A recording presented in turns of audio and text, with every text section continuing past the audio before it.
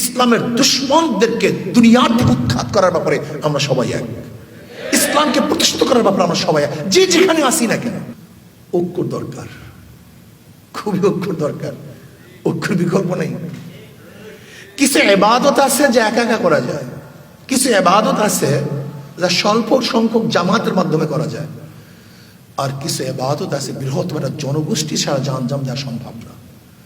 যেরকম আপনি রোজা রাখবেন একাই যথেষ্ট, আপনি জামাতে নামাজ পড়বেন কিছু মানুষই যথেষ্ট, কিন্তু ইসলামের দুশ্মনদেরকে হটিয়ে ইসলামকে বিজয় করবেন না একা সম্ভব, না স্বল্প সংখ্যক গোষ্ঠীর দ্বারা সম্ভব। এইটার জন্য বৃহত্তম একটা গোষ্ঠীর প্রয়োজন, এটা একা দ্বারা সম্ভব না, কোন এক ছোট্ট গোষ্ঠীর দ্বারা সম্ভব না। এর জন্য বাংলাদেশের যতগুলি মুসলমান আছেন, মোমেন আছেন, কোন এক জায়গায় আমরা ঐক্য হতে হবে। কোন এক জায়গায়, যেমন এনজিওদের বিরুদ্ধে আমরা সবাই জবান খুলি, প্রত্যেক মেম্বার থেকে আওয়াজ তুলি, প্রত্যেক বক্তা আওয়াজ তুলি, যে যেখানে যার সাথে কথা বলি, এনজিওর ব্যাপারে সচেতনতা সৃষ্টি করি। এখানে তো আমরা ঐক্য হতে পারি, এই ব্যাপারে তো সবাই এক হতে পারি যে আজকের থেকে আমাদের টার্গেট এনজিওদের অপতৎপরতার বিরুদ্ধে মানুষদের সচেতন করা। এই কাজটা শুরু করি। যারা আহলুস সুন্নাত ওয়াল জামাতের আকীদা আছি, আমলের মধ্যে ডিফারেন্স থাকলেও যারা আহলুস সুন্নাত ওয়াল জামাতের আকীদা আছি, এদের বিরুদ্ধে উলঙ্গ সমালোচনা না করা, এই ব্যাপারে আমরা ঐক্য হই। যদি আমরা প্রত্যেককে হটা দেওয়ার চেষ্টা করি, তাহলে নেতৃত্ব দেবে কে? কাউকে না কাউকে নেতৃত্ব দিতে হবে, তো দেবে কে? এর জন্য কমপক্ষে যারা আকীদার দিক থেকে এক, তাদের বিরুদ্ধে খুব বেশি সমালোচনা না করি। হ্যাঁ, সমালোচনা করব তাকে সংশোধন করার জন্য, তাকে ইসলাহ করার জন্য, তাকে হটাবার জন্য নয়। শত্রুতামূলক সমালোচনা করব না, বরং মোহাব্বতে সমালোচনা করব, ভালোবাসার সমালোচনা করব, যেন আমার ভাই সংশোধন হয়ে যায়, যেন সে ঠিক পথে চলতে পারে। যদি আমরা এই ব্যাপারে ঐক্য হতে পারি, তাহলে ইনশাল্লাহ বৃহত্তর শক্তি আমরা সঞ্চয় করতে পারবো, ওদের মোকাবেলা করতে পারবো। আর দেখেন, আমি কিন্তু স্টেজ ফিডিং ঐক্যে বিশ্বাসী না, আমি কলবি ঐক্যে বিশ্বাসী। দেখেন, স্বামী স্ত্রীর মধ্যে মাঝামাঝি একই বিছানায় থাকে, তার কিন্তু ঐক্য নাই। একই বিছানায় কিন্তু ঐক্য নেই, একই স্টেজের মধ্যে আমরা শত্রু একত্রিত হয়েছি, আমরা ঐক্য নেই। জনাব মুহাম্মদ রাসূলুল্লাহ সাল্লাল্লাহু আলাইহি ওয়াসাল্লাম মদিনায় কি দোয়াজ করুনি, ইয়ামানে, তাদের মধ্যে ঐক্য ছিল। আমি কলবি ঐক্য চাই, যে যেখানে আসি না কেন, আদর্শ দিক থেকে এক, নীতির দিক থেকে এক। ষড়যন্ত্র করবে না, এটা তো করবেই, এটা স্বাভাবিক। ওমাকারু ওমাকারাল্লাহ আল্লাহু খায়রুল মাকিরিন। ওরাও ষড়যন্ত্র করবে, আপনাদেরকে পদক্ষেপ গ্রহণ করতে হবে, এটাই বাস্তবতা। কিন্তু আমাদের ধারণা কি জানেন, আমরা সবসময় ভাবি আমরা সুফি মানুষ, দরবেশ মানুষ, আলেম মানুষ, আমাদের সাথে এরকম ব্যবহার কেন করতেছে, এই বেচারে কেন খারাপ ব্যবহার করতেছে, কেন আমাকে আক্রমণ করতেছে। আক্রমণ তো করবে, এইটি তো বাস্তবতা।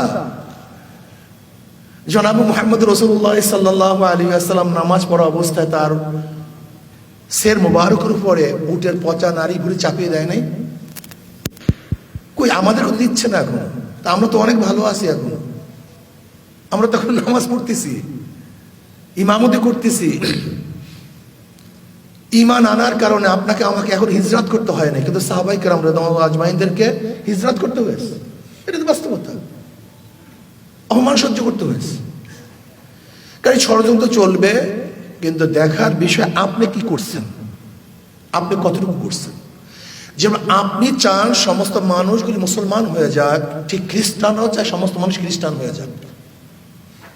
আপনি চান সমস্ত মানুষ মুসলমান হয়ে যাক, ঈমানওয়ালা হয়ে যাক। তাহলে বৌদ্ধরা কি চায়, হিন্দুরা কি চায়? তারাও তো চায় সবাই হিন্দু হয়ে যাক। এটা তো বাস্তবতা। আপনি চান বিজয় হওয়ার জন্য, তা আপনার শত্রু কি চায়, হটার জন্য, দুর্বল হওয়ার জন্য। সেও তো বিজয় হওয়ার জন্য চেষ্টা করবে। দেখেন, যুদ্ধ চলতে থাকবে, সম্মুখ যুদ্ধ, ফিকরি যুদ্ধ। এখন আমাদের মাঝে সবচেয়ে বেশি যুদ্ধ কাজ করতে গজওয়ায়ে ফিকরি, চিন্তা যুদ্ধ। সম্মুখ যুদ্ধের চেয়ে আমাদেরকে হটাবার সবচেয়ে বড় পদ্ধতি হলো গজওয়ে ফিক্রি। যখনই গজওয়ে ফিক্রি শুরু হয়েছে তখনই আমরা পিছু হটতে বাধ্য হয়েছি। দেখেন, জঙ্গে জামাল গজওয়ে ফিক্রি, জঙ্গে সিফিন গজওয়ে ফিক্রি ছিল, ইস্ট ইন্ডিয়া গজওয়ে ফিক্রির মাধ্যমে।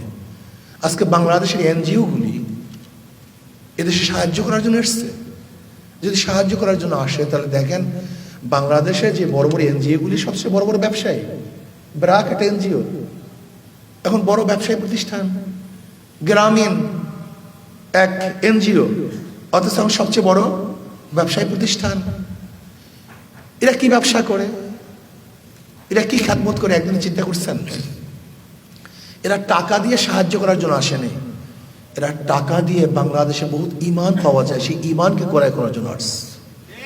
ইমানকে ক্রয় করার জন্য আসছে। পাওয়ার, ব্যাটারির কোনো দাম নাই, তার মধ্যে যে পাওয়ার আছে সে পাওয়ারের দাম। যদি পাওয়ার না থাকে তাহলে ব্যাটারির এই বড় একটা বডির কোনো দাম নেই, এটা বোঝা। যদি ভিতরে চার্জ না থাকে তাহলে ব্যাটারিটা বোঝা হয়ে যায়। ঠিক এই মানুষের মধ্যে, মুসলমানদের মধ্যে ইমানি পাওয়ার না থাকলে এটাও জাতির জন্য, দেশের জন্য বোঝা হয়ে যায়। ওরা ইমানকে ক্রয় করার জন্য আসছে, হাজার হাজার কোটি কোটি মিলিয়ন ডলার ব্যয় করতেছে। কোথায় মুসলমানদের ইমান আছে সেই ইমানকে ক্রয় করে। আজকে এনজিওরা বিভিন্ন কৌশলে, বিভিন্ন পদ্ধতিতে তারা সরকারের উপর প্রভাব বিস্তার করে শিক্ষা অঙ্গনে ঢুকছে, অপসংস্কৃতি চালু করছে। কিন্তু আমি প্রশ্ন করতে চাই, আমাদের সে ওলামায়ে কেরাম কি চিন্তা করছেন?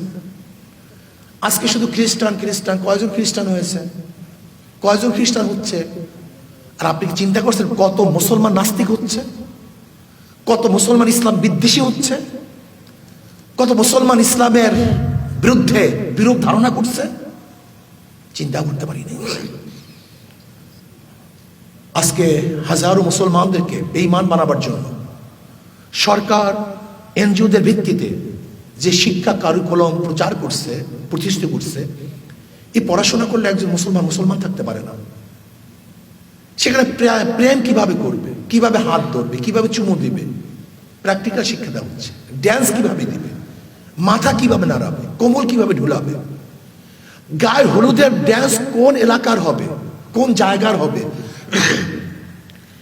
বাপ মা যদি তাকে কোনো বাধা দেয় তার প্রতিবাদ কিভাবে করতে হবে, কিভাবে মিথ্যা ছলনা করতে হবে, সব কিছু প্র্যাকটিক্যাল শিক্ষা দেওয়া হচ্ছে এই শিক্ষার মধ্যে। আর একটা জাতিকে পরিবর্তন করার জন্য দুইটা জিনিসের প্রয়োজন, শিক্ষা ও সংস্কৃতি। শিক্ষা ও সংস্কৃতির মাধ্যমে একটা হিন্দু জাতিকে মুসলমান বানানো যায়, একটা মুসলিম জাতিকে হিন্দু বানানো যায়। সেই কাজ তারা শুরু করছে। যাই হোক, এই সম্পর্কে আমরা সবাই জানি। এখন করণীয়টা কি? মেঘ থেকে তুই করিস নে ভয়, আড়ালে তার সূর্য আসে। ওরা দুশ্মন, আমাদের সাথে দুশ্মন করবেই।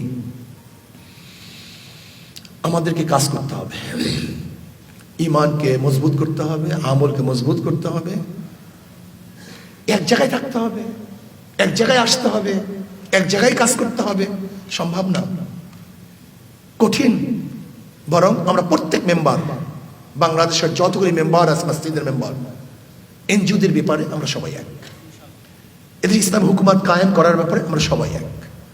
ইসলামের দুশ্মনদের বিরুদ্ধে আমরা সবাই এক।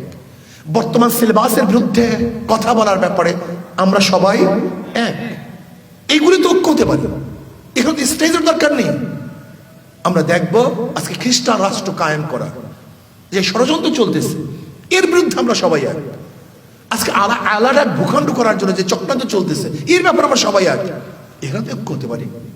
যদি আমরা এইভাবে ঐক্য হয়ে যাই, সচেতন হই, ইনশাআল্লাহ আশা করি যে ষড়যন্ত্র এবং চক্রান্ত চলতেছে ওরা বাস্তবায়ন করতে পারবে না। বরং আমি দেখতেছি বাংলাদেশে আজকেও কালকেও ইসলাম, ইসলামী হুকুমত হবেই হবে, ইনশাআল্লাহ হবেই হবে, ইনশাআল্লাহ, কোনো সন্দেহ নেই।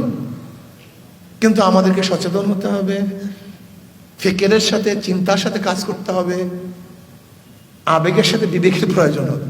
শুধু আবেগ না, শুধু বিবেক না, আবেগও দরকার, বিবেকও দরকার। এই দুই দেশের সমন্বয় যখন কাজ করব তো ইনশাআল্লাহ আমরা সাকসেস হব। আল্লাহ আমাদের সবাইকে এক ও ন্যাক হয়ে কাজ করার তৌফিক দান করেন। ইনশাআল্লাহ আমরা সবাই কমপক্ষে আপুসের মোহাব্বত করে। আল মুমিনু কারুজুন ওয়াহিদ, ইনশতাকা আইনু ইশতাকা কুল্লু ওয়া ইনশতাকা রাসু ইশতাকা কুল্লু। আল্লাহ আমাদের সবাইকে হাদিসের আমল করার তৌফিক দান করেন। ওয়া মা আলাইনা ইল্লাল বালাগ। আসসালামু আলাইকুম ওয়া রাহমাতুল্লাহি ওয়া বারাকাতুহু।